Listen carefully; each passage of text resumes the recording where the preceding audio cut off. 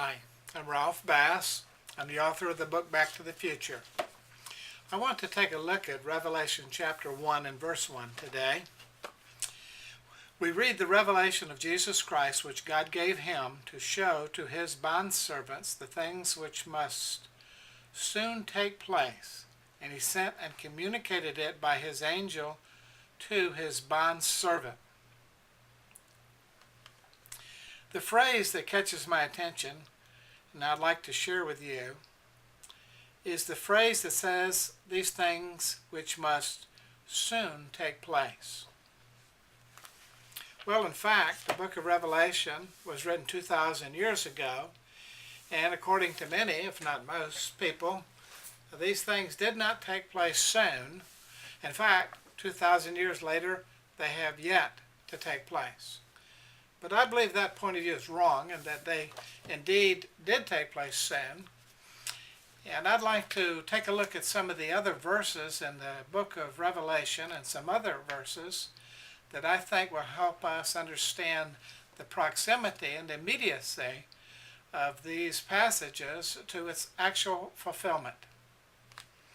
For instance, we read at the end of the book of Revelation, the Lord, the God of the spirits of the prophets, sent his angel to show to his bondservants the things which must soon take place, Revelation 22:6. And at the end of the book we read, and then he said, do not seal the words of the prophecy of this book, for the time is near. Well, in fact, there are 10 passages in the book of Revelation that talk about the proximity of its fulfillment with its actual prophecy. These are just a couple. But I'm particularly interested today in the one in which we're told not to seal up the words of the prophecy, for the time is near. Right at the end of the book, we read about this. I'm particularly interested in comparison with what we find in the book of Daniel. But as for you, Daniel, conceal the words and seal up the book until the end of time. Daniel 12 verse 4. And then, go your way, Daniel, for these words are concealed and sealed up until the end of time. Daniel 12:9. Well, that's fascinating.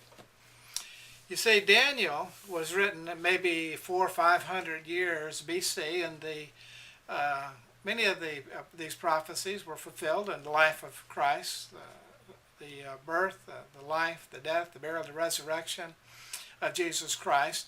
And yet that was a period of maybe 530 years.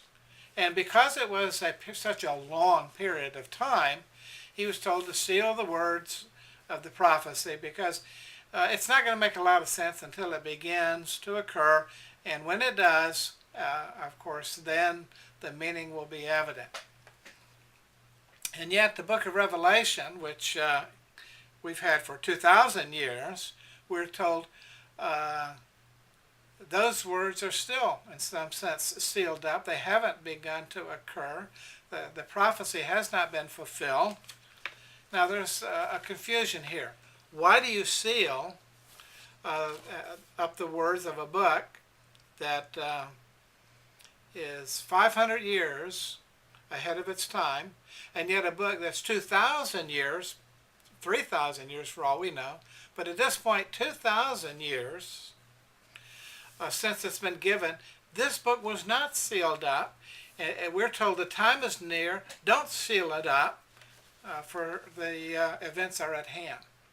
Well, I think we can see from this introduction here in verse 1, chapter 1, that in fact the incidents of the prophecy were very near, were going to take place soon, and in fact did take place within a few years after the prophecy. The prophecy occurred maybe 64, 63 AD, and by 70 AD it was completed. The 3.5 years leading up to AD 70 are the 3.5 years mentioned in the book of Revelation.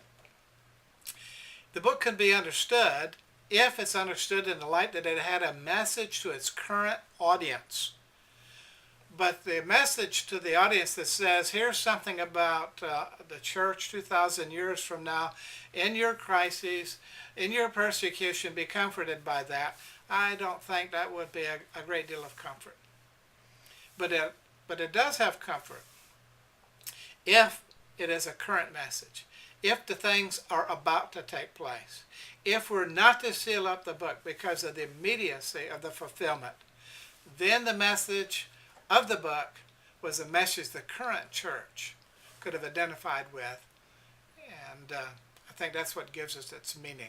You always have to ask yourself, I don't care what book of the Bible it is, what did its current readers, its immediate readers, think of this book? How did they understand it? What did they get out of it?